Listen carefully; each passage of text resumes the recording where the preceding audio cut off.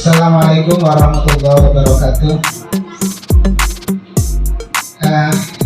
Bapak Ibu sekalian, kita sekarang sedang membahas tentang program sekolah berbasis data untuk peningkatan kualitas pembelajaran. Bapak Ibu, program sekolah itu ada tiga sebenarnya. Ada tiga garis besar. Yang pertama apa itu? Yang wajib apa? Yang di kelas itu apa namanya? Tumi. Intrakurikuler ya. Terlihat. Intrakurikuler itu masuk struktur kurikulum wajib. Secara nasional wajib sama. Artinya, tetapi dengan adanya KTSP ya, KTSP tetap ada. Artinya kurikulum tingkat satuan pendidikan itu tetap ada. Apapun nama kurikulumnya, entah kurikulum 13, kurikulum Merdeka, kalau nanti ada lagi program ya yang lain, KTSP akan insya Allah akan tetap ada. Kenapa? Karena itu untuk mengakomodir kearifan lokal. Karena disitulah perbedaan karakteristik sekolah akan dihargai. Sehingga bisa jadi di sekolah A, di daerah A, kemudian di ujung sana di daerah Z misalnya ada tambahan-tambahan mata pelajaran yang memang berbeda dengan sekolah tersebut. Itulah kurikulum tingkat satuan pendidikan. Kemudian intrakurikuler ya, jadi secara nasional itu wajib sama. Hanya perbedaannya pada saat KTSP itu dibuat ada hal yang bisa jadi berbeda disesuaikan dengan karakteristik sekolah masing-masing. Kemudian intrakurikuler, apa lagi? Pendukung intrakurikuler itu apa? Kurikuler. Jadi seperti studi tour atau Bapak Ibu mengadakan kegiatan lain di luar jam pelajaran dalam rangka mendukung, memperkuat, mempercepat ya, pemahaman anak-anak terhadap pelajaran yang panjenengan buat itu berarti co-kurikuler. Termasuk P5 itu masuk co-kurikuler. Kemudian ada ekstra kurikuler. Ini disesuaikan dengan minat bakat di luar jam pelajaran.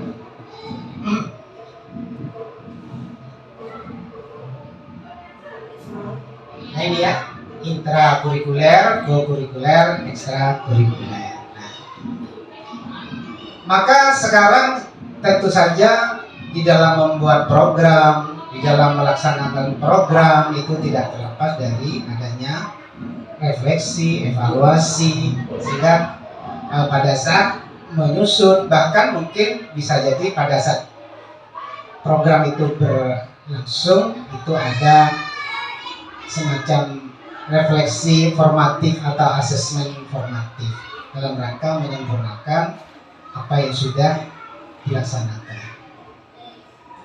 Nah, intrakurikuler, testimoni panjenengan bagaimana di sekolah kita ini?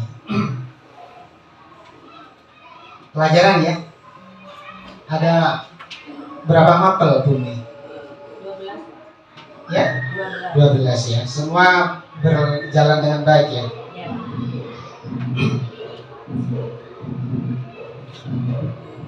Boleh Bapak Ibu memberikan refleksi boleh terhadap kegiatan pembelajaran anak-anak di kelas. Kira-kira ke depan itu apa yang akan perlu dilakukan ya, sebagai program khusus supaya anak-anak itu bisa menerima layanan pendidikan dengan baik. Kira-kira di sini yang perlu kita bahas adalah hambatannya apa dan faktor-faktor yang sudah dicapai. Bapak Ibu tentu sudah menerima materi saat PPG supaya berpikir aset, tidak sekedar berpikir berbasis masalah. Berpikir aset berarti Bapak Ibu itu senantiasa melihat sisi positif yang perlu disyukuri, kemudian itu dikembangkan. Kalau berbasis masalah, ya itu yang kita bahas, keluhan-keluhan saja, masalah saja. Jadi kita sulit menemukan sisi positif dari sekolah kita, sehingga membuat kita kurang bersyukur. Pada akhirnya sering keluh kesah dan tidak ada solusi sebenarnya. Sering itu bisa dilakukan oleh siapapun sebenarnya ya.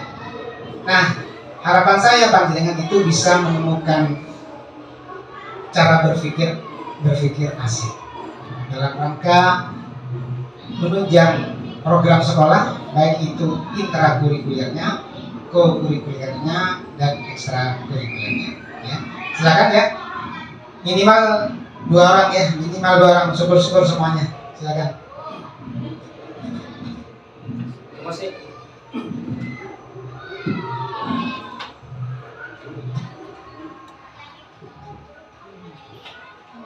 Siapa dulu? Bumi, silakan di sini biar kelihatan. Terima kasih atas kesempatannya Bapak KS. Dari saya sejauh yang sudah berjalan tentang program kita untuk intrakurikuler, co-kurikuler, dan ekstrakurikuler, secara umum alhamdulillah, meskipun kita berada di sekolah yang katakanlah daerahnya memang terpencil, secara geografis juga susah ya, jadi anak-anak banyak yang rumahnya jauh ya, tetapi saya melihat ya, kalau melihat kesulitan mereka, alhamdulillah menurut saya ya sudah 50% ke atas kita sudah bisa menjalankan seluruh program-program yang sudah direncanakan oleh sekolah. Tetapi memang kalau untuk dikatakan maksimal 100% itu masih kurang, karena ada beberapa hal yang memang ya harus terus kita benahi ya.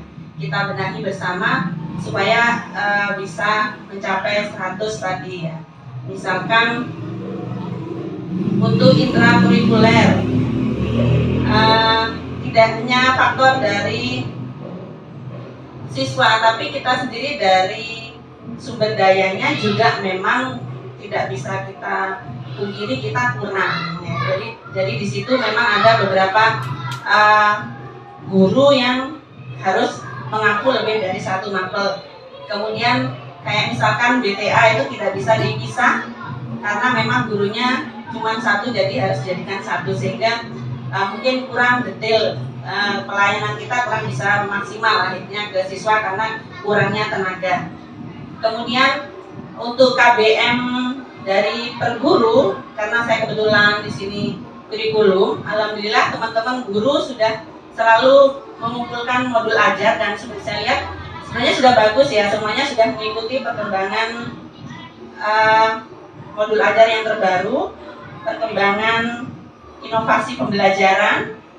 Guru-guru juga sudah menerapkan tentang ice breaking gitu-gitu ya. Cuman memang kita perlu di sini kesabaran sekali lagi mungkin ya, karena memang input dari siswa kita tadi ya, sehingga mungkin apa yang sudah kita rencanakan ya, jadi sudah bagus di modul ajar, ice breaking sudah lengkap, refleksi sudah ada, tapi kadang ternyata molor karena tadi keterbatasan. Misalkan pada saat kita memberikan waktu untuk literasi yang seharusnya selesai 15 menit, ternyata mereka butuh waktu yang lebih ya.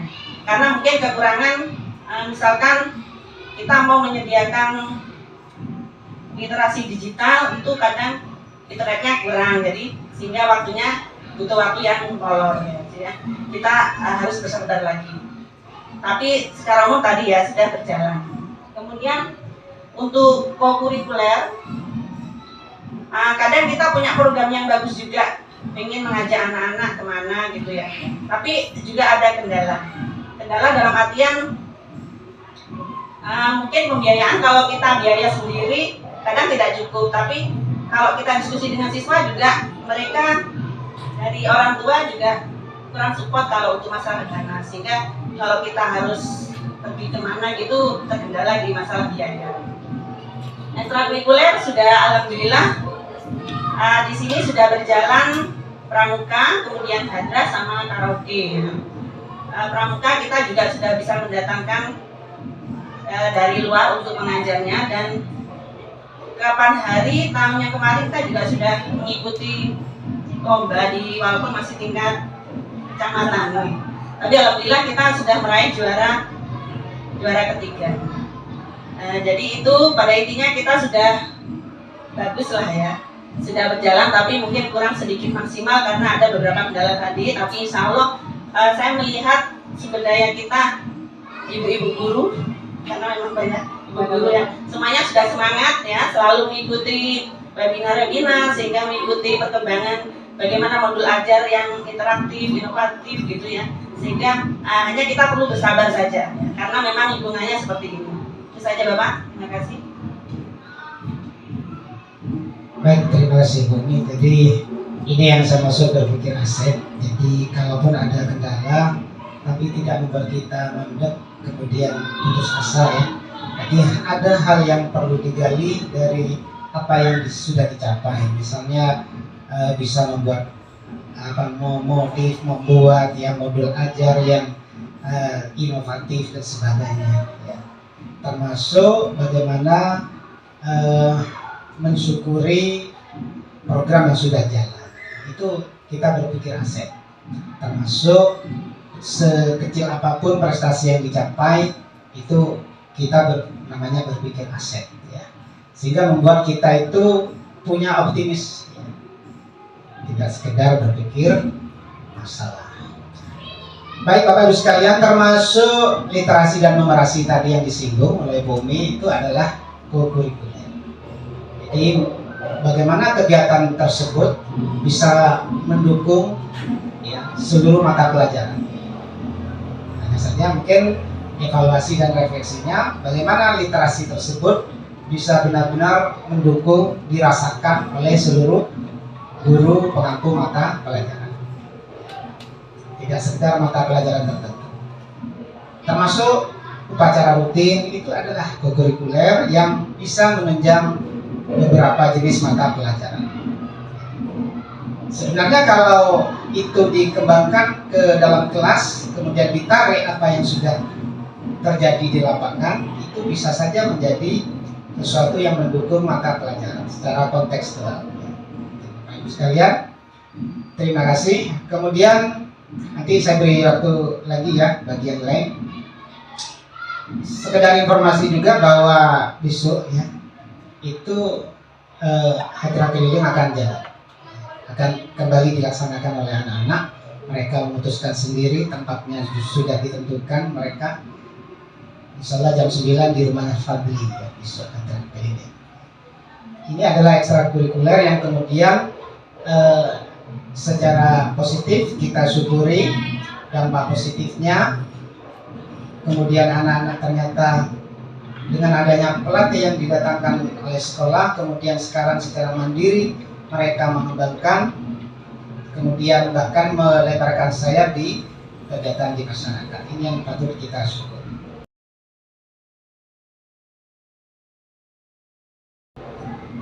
Baik, sebelum kita dalami lebih jauh, saya izin untuk mencoba menganalisis data rapor pendidikan. Kalau tadi temuan di lapangan, memang kalau temuan di lapangan itu saya sempat mengamati anak-anak misalnya main tenis meja. Kemudian saya dekati, coba dihitung, ternyata anak-anak belum bisa menghitung bagaimana main tenis meja. termasuk bulu tangkis ya dan voli. Ini adalah sesuatu temuan yang patut membuat kita terpacu untuk memikirkan sebuah strategi dan metode bagaimana anak-anak pada saat mapel PJOK itu benar-benar terbantu menemukan pemahaman-pemahaman. Kira-kira apa aset yang kita miliki dalam rangka mendukung itu? Dalam rangka mendukung itu apa? Kenapa anak-anak kok masih belum tahu caranya menghitung, padahal mereka sudah main setiap hari? Apa yang penting main gitu?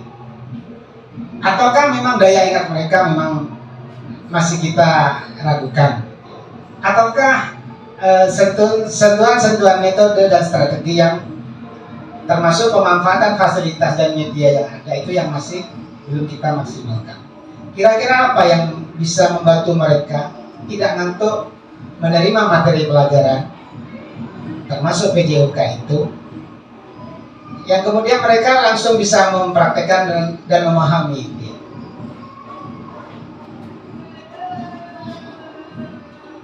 Kenapa kok ikut menghadap saya juga? Silakan yang lainnya untuk ini menemukan kenapa ini anak-anak kok yang hal-hal yang mengasyikkan gitu ya, tapi kok tidak tahu gitu ya. Apa yang salah di sini kira-kira? Tapi jangan cari salah ya. Kita kan tidak berbasis masalah gitu ya. Tapi kira-kira apa yang perlu kita lakukan? Apakah terkait dengan aset, pemanfaatan aset yang ada? Kira-kira apa yang bisa menunjang anak-anak itu lebih cepat, lebih kuat, lebih apa ya?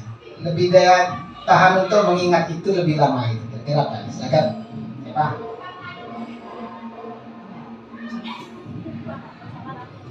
Mungkin termasuk fasilitas yang ada apa ya kira-kira ya? Fasilitas yang ada supaya anak-anak itu lebih enjoy gitu menerima materi, misalnya PJOK misalnya anak-anak ukuran kalau selalu diceramai gitu ya, tenis meja itu sekian meter, cara menghitungnya itu cara lama apa cara baru itu? Cara lama ya. Cara yang baru kayak apa kira-kira ya? Langsung praktek, langsung. Bapak untuk waktunya. Assalamualaikum warahmatullahi wabarakatuh. Waalaikumsalam warahmatullahi wabarakatuh. Saya cuma sedikit menambahkan bahwa memang menghadapi minat dan motivasi yang kurang kepada peserta didik kita itu memang menjadi PR yang dari dulu tidak bisa dipecahkan dengan instan. Kita memang butuh waktu, kita sudah sabar seperti yang belum tadi bilang, harus meningkatkan kesabaran. Saya rasa ibu-ibu di sini sudah sabar semua yang menghadapi karakter individu siswa.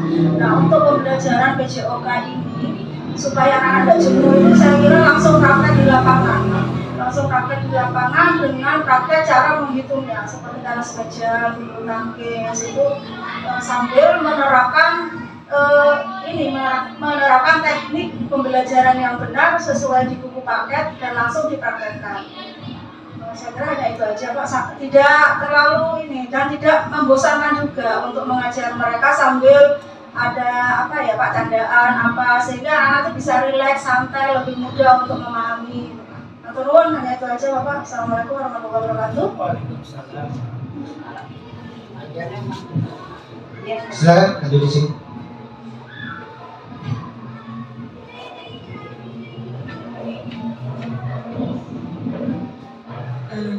Saya menambah dari Bu April. Saya lihat anak-anak sekarang ini tidak banyak yang membaca atau pengetahuan literasinya itu kurang Pak. Saya lihat itu sampai gimana ya, anak-anak pengetahuannya hanya game, terus video-video yang sekarang ini Pak kayaknya. Terus yang dulu-dulu seperti kita tuh banyak yang lihat televisi atau Asian Games dan lain sebagainya tuh tahu anak-anak Pak. Kalau sekarang tuh hanya sekilas saja, kalau saya lihat itu sekilas, tidak mendalami dan tidak mau tahu kayaknya ya Pak. Contohnya anak saya sendiri, Sona itu literasinya kurang. Dia SMA kelas 2, apalagi anak-anak yang SMP, SD sekarang ini. Mungkin karena digital itu ya Pak ya. Kurang literasinya, tapi hanya yang disenangi anak-anak sekarang ini Pak. Hanya satu fokus. Kalau pemahaman saya. Terima kasih. Nah ya, coba kita analisis rapor pendidikan kita, literasinya gimana kira-kira ya.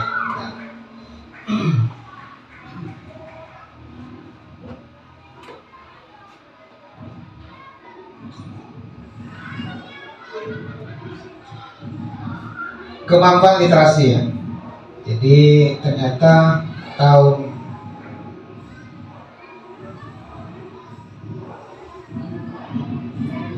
tahun 2024 tentu ya. 2025 belum keluar Bapak ya. Belum AMDK. Ya. Jadi ada peningkatan dari 2023, ini data 2024. Itu ada peningkatan literasinya 28, capaian naik 28,26 ya dari tahun 2023. Ya, ada peningkatan. Literasi, numerasi ternyata ini paling tinggi ya naiknya ya. Kemudian 78% ya numerasi sama ya. Sama ya. Kemudian karakter naik ya. Nah, ini berarti literasi tekstualnya yang dimaksud rapor pendidikan ini ya. Maka seperti harapannya Bu April dan Bu Tutiani, maka literasi secara kontekstual ini yang menjadi PR kita ya. Anak-anak berarti literasi secara kontekstual itu masih perlu didorong terus. Bagaimana anak-anak tidak sekedar terpaku pada bacaan di buku, apalagi buku yang sudah lama, yang sudah saya kira di sini tidak ada guru yang kemudian kaku, loh kok pakai buku itu misalnya. Yang namanya literasi itu yang penting itu nyambung dan mendukung materi pembelajaran, maka itu harus didorong untuk digunakan meskipun itu buku terbitan SD misalnya, tidak masalah ya. Itu literatif tekstual, maka kontekstualnya ini yang perlu kita dorong, termasuk hal mungkin akan lebih menyenangkan anak-anak dengan memanfaatkan aset yang ada. Misalnya Bu Sri, wifi-nya di sini kan kalaupun tidak bisa sampai ke kelas-kelas, anak-anak kan bisa dibawa ke lab ya. Jadi ada wifi-nya juga di sana. Chromebook ada berapa Bu ini? 15 per kelas. Misalnya BGOK anak-anak, misalnya contoh, ini hanya contoh, bisa jadi contoh yang salah. Anak-anak kita nyaksikan video dulu ya, cara tutorial menghitung permainan tenis meja. Misalnya anak-anak diberi tugas menyaksikan dulu, menyimak, mengamati ya, sebelum nanti kemudian praktek ya, itu ya. Ini misalnya ini hanya contoh ya, sehingga anak-anak dengan memanfaatkan aset yang ada, wifi, Chromebook, itu kan benar-benar apa yang dimiliki oleh negara diberikan kepada sekolah itu benar-benar dimanfaatkan. Dan saya menyaksikan sendiri Bapak Ibu sering menggunakan fasilitas itu, hanya saja mungkin waktu yang masih terbatas itu kemudian anak-anak tidak maksimal memanfaatkan itu. Itu ya Bapak Ibu sekalian, berdasarkan data yang ada kita sebenarnya harus bersyukur bahwa kemajuan dari tahun ke tahun itu bisa terasa ya, baik secara analisis data di rapor pendidikan maupun di lapangan. Hanya saja di lapangan kita apa yang disampaikan oleh Pak April dan teman-teman itu kita harus lebih telaten lagi, lebih sabar lagi, lebih intensitasnya ditingkatkan lagi. Itu Bapak Ibu sekalian, izin dulu lanjut.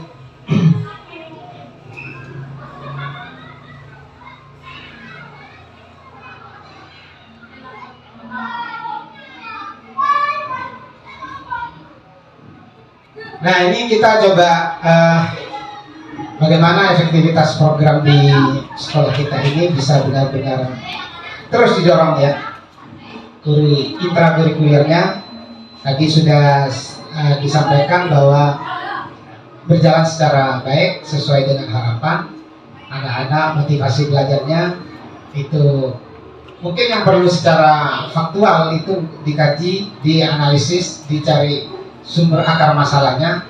Mengapa ada anak yang kemudian takut masuk sekolah, ada yang sampai 1 minggu, ya, ada yang karena memang apakah karena memang sibuk di rumah membantu orang tua, ataukah takut kepada sekolah karena sedang punya program apa gitu ya. Itu kita harus secara jujur mengevaluasi supaya ke depan ketakutan anak-anak itu bisa, atau masalah-masalah tidak punya motivasi untuk pergi ke sekolah itu bisa dikikis ya, gitu. Baik intrakurikulernya, co-kurikulernya maupun ekstrakurikulernya. Nah, kemarin terima kasih sudah melaksanakan literasi secara baik, sehingga literasinya itu bisa mengcover termasuk secara kontekstual pemilihan OSIS. Ya. Saya kira Bapak Ibu sudah mendorong anak-anak untuk itu B5 ya Bu ya, B5 ya. Anak-anak sudah secara literatif mencari, menemukan, kemudian mengambil kesimpulan tentang berbagai jenis pemilihan. Melalui apa ya Bu? Suara demokrasi ya. Ada lagi yang mau disampaikan Bapak Ibu sekalian terkait dengan ini, co-kurikuler dan ekstrakurikuler, efektivitas programnya? Silakan, mungkin Bapak Ibu punya refleksi dan harapan serta perbaikannya, solusinya apa itu ya? Silakan. Ya. Punten Pak, untuk ada kaitannya dengan intrakurikuler dan co-kurikuler, khususnya mapel yang saya ampu yaitu mapel IBS Pak. Seperti materi saat ini kan sejarah Pak. Maksud dalam ini pinginnya anak-anak itu kontekstual untuk melihat sejarah langsung yang ada di situs di daerah dekat sini saja, gitu Pak.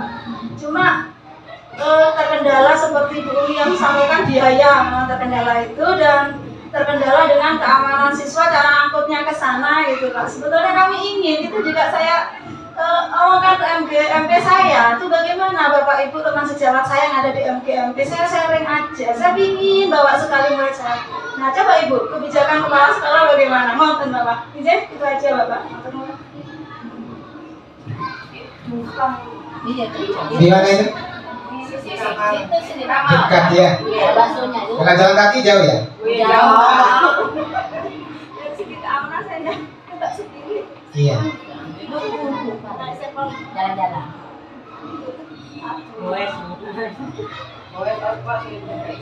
Kalau di cover dari bos transport itu bisa memberi penjelasan Bu Sri ya.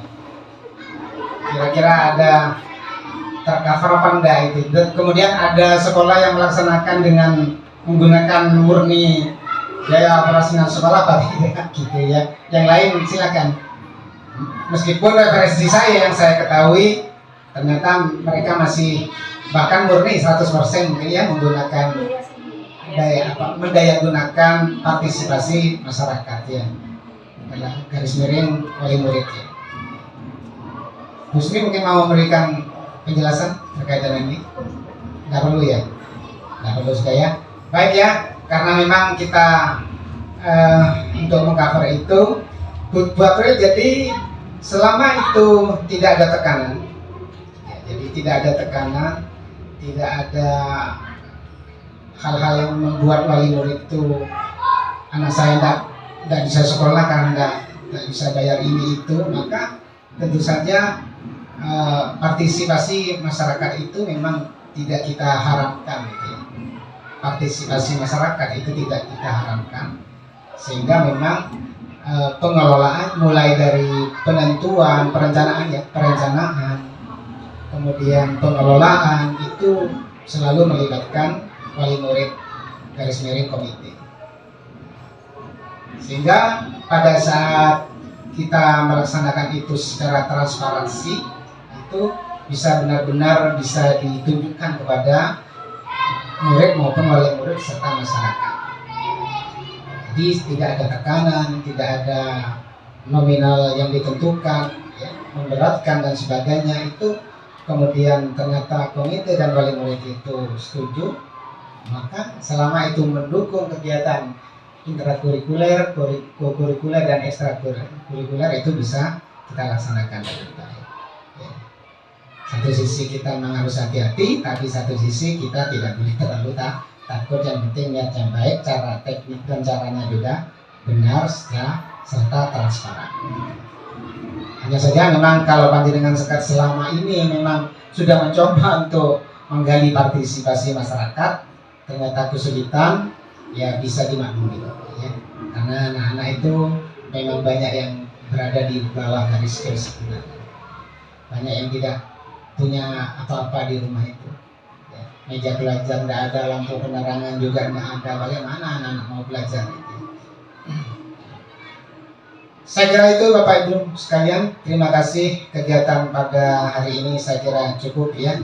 Nah, kemudian bisa kita agendakan lebih lanjut untuk lebih menemukan dan merumuskan serta mengasesmen secara formatif program-program sekolah yang sudah kita laksanakan. Sudah cukup, ya? Cukup, sorry. Ada yang mau disampaikan? Saya kira itu saja, kita akhiri dengan bacaan hamdalah bersama-sama. Alhamdulillah. Assalamualaikum warahmatullahi wabarakatuh.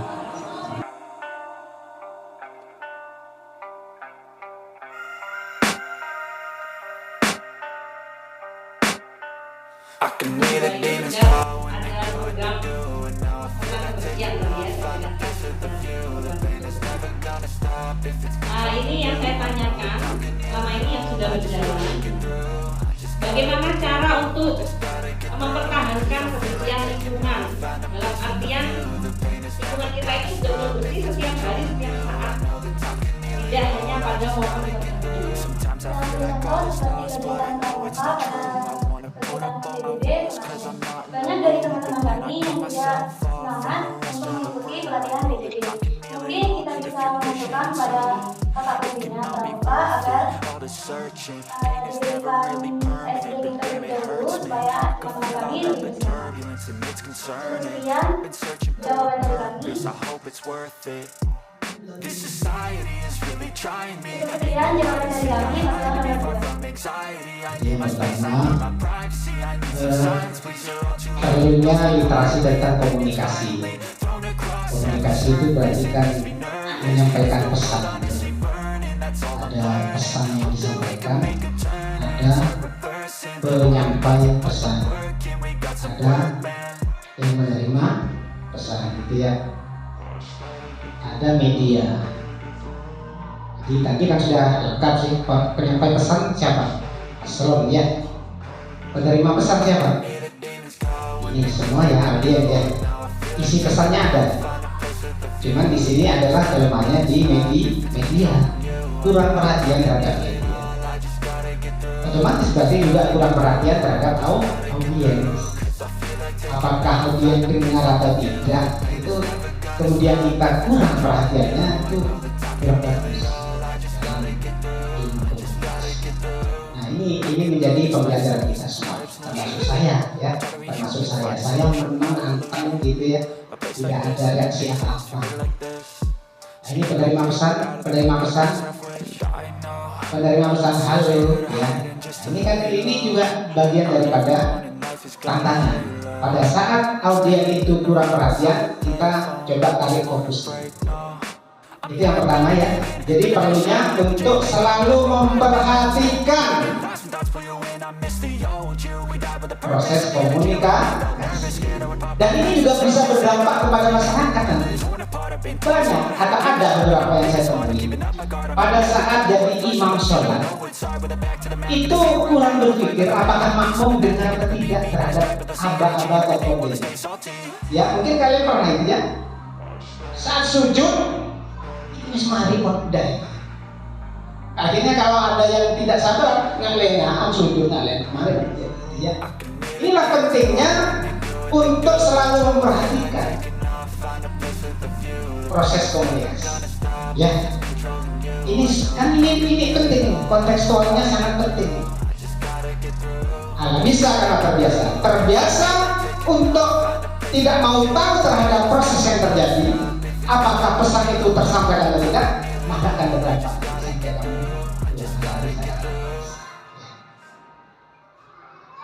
Kemudian selanjutnya terkait dengan proses pemilihan tadi, proses penyampaian visi dan misi itu silakan nanti kalian Bumi nanti anak-anak itu dilatih. Siapapun yang terpilih di antara mereka itu, kalau di tingkat presiden itu kan dievaluasi 100 hari kerja gitu ya Bumi ya. Kalau OSIS ini mungkin hitungan hari saja, 25 hari misalnya ya. 25 hari kerja program mereka jalan atau tidak. Itu ada evaluasi, ini bagian dari proses literasi dan numerasi. Silakan saat kegiatan literasi dan numerasi itu tentang kehidupan demokrasi bersama itu dilaksanakan. Jadi paslon siapapun Anda pemenangnya itu kalau memang disepakati ya oleh pembina serta oleh seluruh siswa, silakan adakan evaluasi 25 hari kerja misalnya. Kalau presiden kan 100 hari kerja, baru 100 hari kerja sudah ada debat apakah ini sudah berjalan apa tidak programnya. Gitu ya. Saya kira itu anak-anak sekalian, tolong diperhatikan dua hal ini. Pertama tentang komunikasi. Ini berdampak lah, di rumah juga kalian berdampak ya.